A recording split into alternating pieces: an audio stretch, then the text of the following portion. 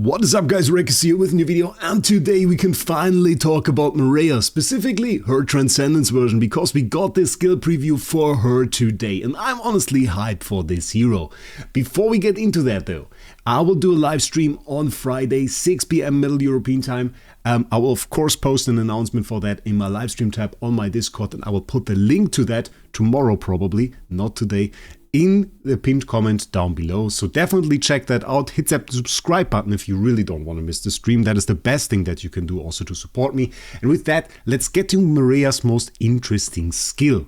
And that is her passive skill. Because that thing was seriously cool. We checked this out in the video I made about her. Made a whole video testing her also in Realms Gate against Void Corruption 180, so max Void Corruption enemies, which she can't even deal damage to, but can pretty reliably CC.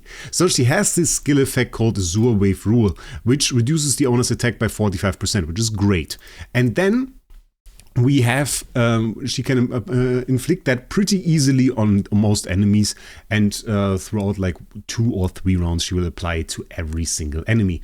And at that point she gains 7 energy per hero with a Azure Wave Rule at the end of each round, which means 42 energy is fed back to her, and that is already half her demand for the next active skill, which is great. And then we have a 70% chance to freeze each target with a Azure Wave Rule for 2 rounds, which is also great because that is a CC without an attack. And if you know about heroes in Idle Heroes, if we just check out the Transcendence heroes, the ones that can CC without attacking are really powerful. That is mainly TBB, who broke basically the complete Void campaign, because all stages that don't include certain specific heroes like Gustin, SQH, CSG or Valk are basically a joke now. And then we have Wukong, one of the strongest heroes in the game, pretty much the best PvP hero, and a hero that can also CC without attacking. And without attacking, what does this even mean? Well, if the skill triggers and CCs, that allows you to basically have infinite speed, because for older heroes like Starwing Jara, to CC you needed to attack. Which means if an enemy was faster than you and CC'd you first, well, that was a problem. Not really when you don't even need to attack, then you don't have to worry too much about most kinds of CC. Some of course are an exception. Seal of Light or shapeshifting would still be a problem, but there is no hero in the game currently that could seal you fast enough to block off a Wukong passive or a TBB passive. Though we are getting closer to that point. I have to say that. With the release of Oscar, we got a little bit closer to that point. At least we got Dazzle now, which we can fairly quickly apply. And not Seal of Light or Dove yet, or Shapeshifting, which I hope will never really happen. But I was still curious, because we already have now the first hero that basically can CC on a large scale, on full team scale, without attacking as a base version. I was really curious to see what that would look like as a Transcendence version. So let's get into that. So her name is Mega Purifying Tide Mareia. We have the design in the background. I also made a little bit of a thumbnail there, where you can see her design a little bit better. Very aquatic. We saw the event, which was also, well, sea inspired, we could say. They also wrote a little bit about her. Alia basically talked about some of the hero features. Alia is one of the community managers from DH Games. And basically, I will read this out to you guys. Mareia boasts exceptional control capabilities and damage output. She synergizes perfectly with allies who also possess control skills or strong DPS capabilities. Such a lineup allows her to perform outstandingly, achieving highly stable field control while guaranteeing the team's overall damage output. And that kind of fits together with what we also used her in my other video, because there we also tried to achieve a very stable field control by actually adding on her skills. The way she really worked in that sense was by just adding another CC, because the way CC is usually, well, removed today is by Purify. There are basically 2 ways that you can get rid of a CC effect. Either it runs out because they are on a timer. Usually most of them are on a 2-round timer. There are some very rare skill effects or very rare CC effects that are on a 3-round timer, and some even rarer versions, which is usually only the CC effect from Sherlock is 15 rounds, and I think it was Holmes Young, which was 8 rounds if I remember correctly. Don't quote me on that. You can check it out in game for yourself. That was from the top of my head, but those are really the extreme cases. All others are like 2 rounds, which, by the way, is the way the pure flow counter on X tier works. If you have X tier on a hero, you can roll a stat called Pure Flow, which will reduce the duration of CC effects by 1 round. And if you then add PDE Core, which also reduces the duration of CC effects by 1 round, you're essentially immune to CC. Very interesting fact. Recommended lineup: Madeline, Wukong, Hellora, Melissa, Nortonhake. Nothing too fancy real here. Ideal artifacts: Dragon Rui, Breath of Forest Spirit. Okay, also not too fancy. And then we have the tenants. They went for Mareia and Madeline, which is okay. Stygian, Twilight Vespera, Base Basilisk, Base Vespera, and then Ignatia. View of Life Ignatia. Ooh. At least you get some use now for your Ignatia copies. But then again, what are tenants important today? Let's check out the skills, way more important. So, what do we have here? Phantom of Sea canvases the active skill, deals attack damage to all enemies. And keep in mind, when we talk about this, they intentionally remove all numbers from those skills. Goes back to the release of base EOS, so multiple years, where they released basically a preview with numbers and then decided to nerf the hero in between, which resulted in a huge outcry of the community because EOS was very much so hyped and then released in a way worse state. So people were angry about that, and then the Age decided, okay, we will just remove all numbers from that. So when it says deals attack damage, that would usually say something like deals 1000% attack damage or something, but it's removed in this. So yeah, we kind of have to imagine what it could say. We really can't, so we will only really understand the mechanics of the hero. Deals attack damage to all enemies, then releases chromatic flow several times. Chromatic overflows explained. Each deals damage to several random enemies and attack damage to the adjacent hero of the hit target. Okay, adjacent is a little bit of a question. There aren't too many mechanics in this game that really proc on adjacent hits. It is a little bit uncommon. The thing is, what is adjacent?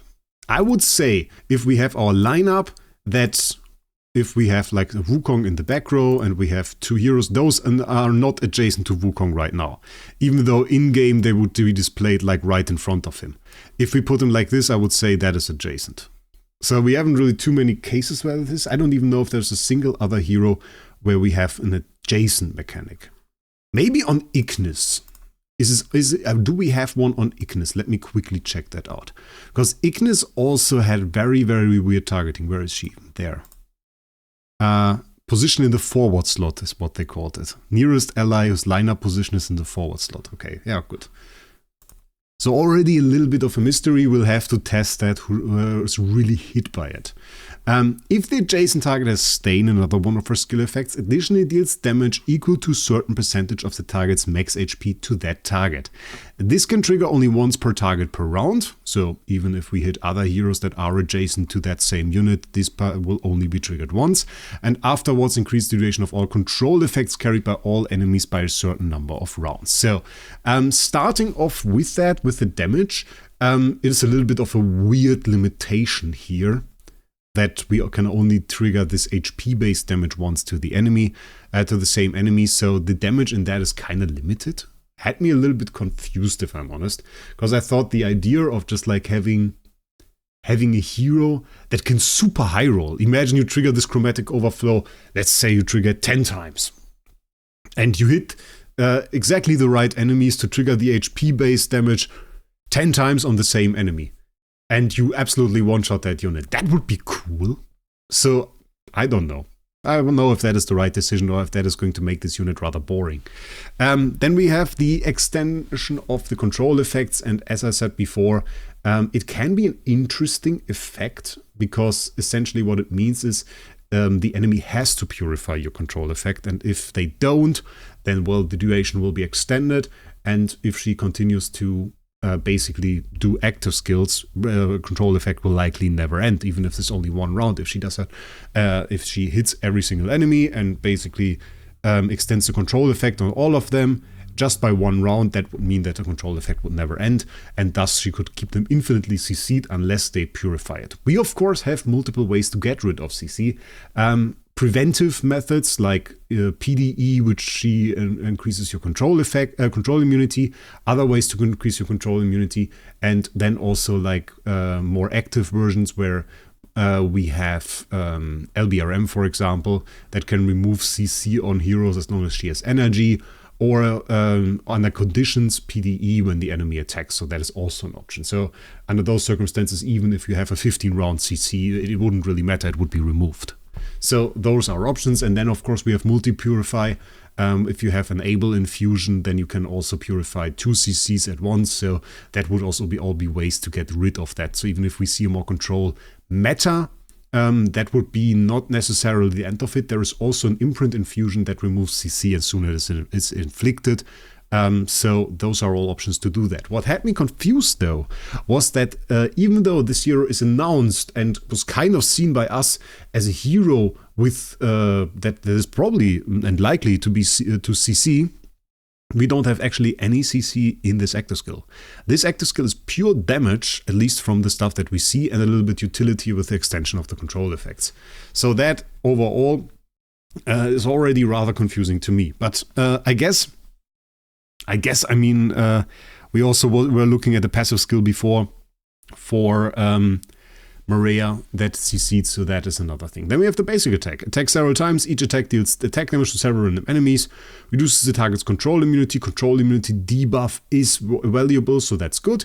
We inflict stain, which is interactive with the active skill, so doing that with the basic is nice. On targets that have been attacked several or more times for several rounds, with a chance to freeze them for several rounds. So here we have freeze, which is already disappointing, not because we have a basic that can inflict the skill effect that we interact with and can freeze. That's actually good, but because it is freeze and it's not the Transcendence version of freeze. I don't know why, but the H tends to no longer use those Transcendence effects, and I hate that. Because we do have a freeze Transcendence version. We have freeze cold chill. And freeze cold chill makes it so they cannot restore HP. So that is the extra effect. Heroes inflicted with freeze or freeze cold chill in this case are unable to release the active skill, basic attacks, extra attacks, or counter attacks. That is normal for freeze. But they can also not restore HP. So even if you have a hero on half-life and let's say you have a Vesa on the team, that Vesa couldn't heal the hero with freeze cold chill. Which is really cool. And it looks cool. And I don't know why they don't put it on Transcendence heroes anymore. So I would kind of have wished for that, but apparently not possible. We see a very interesting mechanic that we can't really understand so far. It says Stain will be converted to Stain Flash for bosses that cannot be controlled. So to kind of compensate for the fact that we can't really CC bosses, we get a changed version of this skill effect. Problem is, when we read it out, not stackable, Stain reduces the owner's all damage dealt. Very, very similar to what the skill effect of Mareia did. Mareia had a 45% attack reduction. Here it is all damage dealt. And we reduce the enemy's all damage dealt, and the effect expires after releasing several basic attacks or active skills. So they can get rid of it. They can't purify it because it's a skill effect. It can just run out, and to do that they have to basic attack or active skill, which, fun fact, you can't when you are CC'd. So the condition to get rid of that doesn't really work, which means, and I think it also is on a timer though. I think there was like, was it in the first one, where we had inflict stain on target that have been attacked for several rounds. So it is also on a timer. It is unlikely that it will run out actually from the enemy doing basic attacks or active skills, because they will likely be CC'd. We run a CC unit here. If we can't CC, that's bad. But then we have the one for bosses, and it says reduces the owner's all damage dealt, and the effect expires after several basic attacks or active skills, which is the same description as the other one. So I assume that the Stain Flash reduces more all damage dealt to kind of give us a little bit of power for bosses that cannot be controlled, so that we are actually able to reduce that all damage dealt by that the bosses have a little bit more, but it doesn't actually say so. So that's a little bit of a bummer. So we can't really understand that right now. It is interesting though, because the only other hero that I know that also compensates for the enemy being a boss is LFA really. I doubt she's going to be a wood boss damage dealer. An indicator for that is already that we have adjacent hits. So we would need units next to the boss, which we have in certain situations, void boss. But if we talk about bosses in this game, most players think about Star Expedition. I don't see her there. Though we have other bosses right now too, which could be interesting. I mean, Dawn campaign and all this stuff could be interesting. So Dawnplan, I mean the Stellar Challenge. There we have multiple targets. Could be interesting, we'll see. So far, decent basic. Nothing too fancy, we'll have to see. But this freeze in there, I like that. Not bad. And then we have the first passive skill. When Stain expires on an enemy on the battlefield, deals attack damage to all enemies with a chance to grant several layers of Divine Inspiration canvases lasting until the end of the battle. And honestly, when I read that when Stain expires, it deals attack damage to all enemies, that reminded me of Gengi. Like with the bombs. That reminded me of that, which I thought was like kind of fancy. And you can only put probably 1 layer of Stain on all enemies. So, but you still have 6 on the board. I wonder if it expires when the owner dies. So if you put it on like, I don't know, an LBRM or something, and that LBRM dies, if that would also damage the rest of the units on the board. The effect itself is a skill effect, stackable up to a certain number of layers. When a certain number of layers of Divine Inspiration canvas are reached, additionally increase the number of times the active skill releases Chromatic Overflow. So we do have a scaling mechanic, which is cool. A little bit like Fairy Queen Vessa. Fairy Queen Vessa had this mechanic, I think it was called Newborn Radiance, where whenever she did her active skill, she basically gained a layer of it and would hit an additional time the next time she cast it. So here we have it whenever we basically Stain runs out. We have to see, it lasts until the end of the battle. So that is good. It's not something that will run out. But the condition of it expiring could be tough to achieve. Or, well, not really tough to achieve. It won't happen very often, I reckon. Especially if you're in a boss fight with a boss that doesn't die. You maybe have like only one boss. Let's stick with the Star Expedition example. You only have one boss and that boss doesn't die. So you basically have it on him for, let's say, the duration is 3 rounds. I don't know it, of course. Then you have it on there for 3 rounds, and then after the 3 rounds, the first time this passive will actually trigger. So that is quite a long time. Even if it's 2 rounds, it's kind of a long time. And the question is the basic and active thing necessarily going to make it expire faster? If it's an effect that, for example, sticks around for 6 rounds, 7 rounds, 8 rounds, something like this, then maybe even the basic attacks and active skills are the way to remove it. And that is something that we'll have to see then. But it's interesting that she can scale her damage here, potentially in the later fights doing a lot of damage. The question is, of course, where is this good? It's probably not that great for PvP, because it's something that takes time. Is it something for Void Campaign? Probably also not really, unless she deals a huge amount of damage with her active skill. For most players, the problem that she has, if you wanted to use her as a main damage dealer, is that she would probably inflict a lot of CC just based on the description that they give. If she can inflict a lot of CC, that is bad for you, especially when you fight something like Bulk and want to get rid of that. But she at least doesn't have it in the active skill, so that's something, I guess. Let's go to the last passive. At the end of each round, when a certain number of enemies with Stain on the battlefield, increases self all damage dealt for several rounds and grants self several points of energy. I'm a bit confused. We have the core still, we'll talk about the core in a second. I'm a bit confused. We don't really have a lot of CC.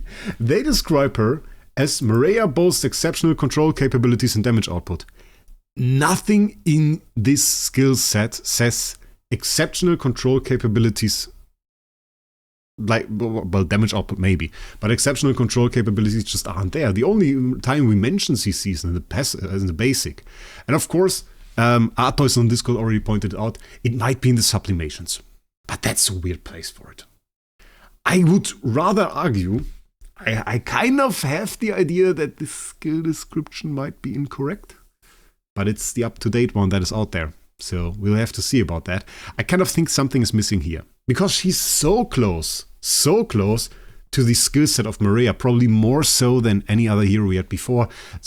We have some edit mechanics, but really the entire vibe, the build of the hero, the way the hero is structured with the passive skills here, at the end of each round, that's the same basically as for Mareia.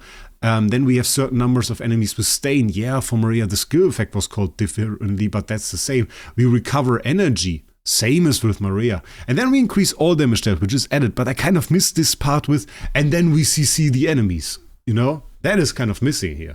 So I don't know how to really do with that. The only thing that I can say for that is the description that they put up for the hero features doesn't fit the hero in this preview. The hero in this preview is rather boring. The only interesting part is the all damage dealt reduction. If that's something like, 80% reduced all damage dealt, that could be interesting. But 80% reduced all damage dealt probably doesn't equal 80% reduced damage if you have all damage dealt. And most heroes have all damage dealt, especially in PvP, because we get a lot from it from sources such as sigils, we get from sources such as artifacts, we get it from sources such as treasures. So if you already have like 300% all damage dealt and then 80% are deducted and you still have 220%, that would be rather bad. So we'll have to see how that skill effect actually multiplies with existing all damage dealt. If that is just removed, deducted, subtracted, then we are looking at a very, very bad skill potentially, and potentially a skill worse than the attack reduction that we saw in Mareia, which is worrying. So we'll have to look at that. Yeah, I think there are parts missing. Looking at the core, I thought this one was interesting. At the end of each round, when a certain number of enemies with stain on the battlefield, we increase control immunity for all allies, that is good, excluding self, which is bad, for several rounds, which is good, and we increase control precision for a certain number of allies with the highest speed, and they're all damage dealt for several rounds, which is really cool, because control precision on a core is a very, very interesting concept, because it kind of makes you run other CC heroes too, or allows you to run other CC heroes too, and kind of buff them a little bit with the control precision. So the control precision is a rather rare stat still. You can get it on some sources, but buffing it up highly enough on some of the, well, worse CC heroes is still a little bit of a struggle. If you see a hero that has like 30% chance to CC, you could desperately need some control precision. And getting that through a core is interesting. I like that. It's not bad. I like that. Is it a core that I will probably use? I don't see it. Maybe if it buffed speed too. That could be cool. But I don't know. It's an interesting one. Not a good one necessarily. So what do I say? It has me worried. But I don't know. It is too confusing to really make a statement. Mareia itself is promising. Just power boosting Mareia, adding divine power, would probably result in a rather strong or at least decent Transcendence hero. Doubts that I have about this hero. Well, first of all, the focus that now is in this review about damage and the focus that it puts on damage, it has to really come up with, it has to be really a lot to make that true.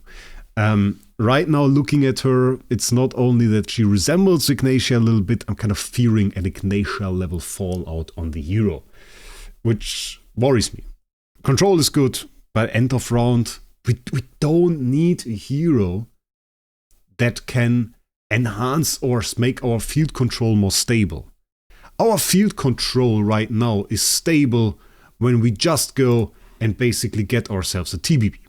TBB essentially is already so OP that we don't really need a lot more. If you have a situation that we have 30 round fights, where does this happen? Void Vortex, maybe. Then you could make it more stable by, for example, adding a Starwing Jara. That is possible. Starwing Jara is still a hero in this game, has nice CC, will probably make it very easy for you to keep up. She's very easy to run today. Nobody does it, but for Void Vortex, for example, brings 2 CCs to the board. It's very, very nice. You can add the core 2, it's a good core, and then you add Wukong, and then you have full CC forever. So I don't know if Mareia really finds a slot there. For anything in like Void campaign, usually it's not like we run 30 round fights. It's more about you struggling against waves that kind of can't be CC'd. It's not the waves, it's always the same waves. People are stuck at the bulk waves. So it's not really like we need more CC there. And I'm not too sure that this is really something that we can do. And end of round CC has a disadvantage, because if it's really end of round CC, yeah, that's not beginning of round. And that means even if I run her, and then the enemy can still attack for full round. And it's not like it was no attack CC. She still has to inflict stain. And I mean, even if we kind of think that her kit is built like this one, then likely the part that is missing would be something like there is a chance to inflict CC on heroes with stain, which then would need to be put on the heroes first. So the part that really has me worried is that she actively needs to attack, so she can't be CC'd, which kind of negates the effect of her CC being a passive skill, that we haven't really seen anything of that yet. And yeah, the most absurd thought about that is, or the thing that I would probably hate the most is if they just put the CC in her treasures. I heard that rumor. And I mean, we do have nice treasures now, but they aren't really available. And I think if they put a very, very necessary mechanic for a hero in there right from a release, that would be crazy. But we see CC treasures now. So it's possible that it's in there. If it's in there and this hero is basically just a damage dealer and only becomes a CC hero when using this treasure, then I think we have a discussion there. But that will be an interesting and fun video too. So I don't hate that. I kind of do, but you know what I mean. I can do a video. It will be good. It will be fun. So we'll see. Yeah, not very convincing preview. I don't see myself using an SSS core, if that is a question that you guys still harbor. At least not right now. Not with the skills that I saw. Maybe it will be more convincing. We'll see. We'll test her on Friday, as I said. Tell me your thoughts about her down in the comments. Are you as worried about her as me? Do you kind of see her as the next Ignatia? Or they do look similar a little bit. They do look rather similar. Could be sisters, honestly. Very, very weird. Tell me down in the comments what you think about her. Hit that subscribe button if you don't want to miss any new videos. And with that, I wish you a great day. I'll see us in the next one.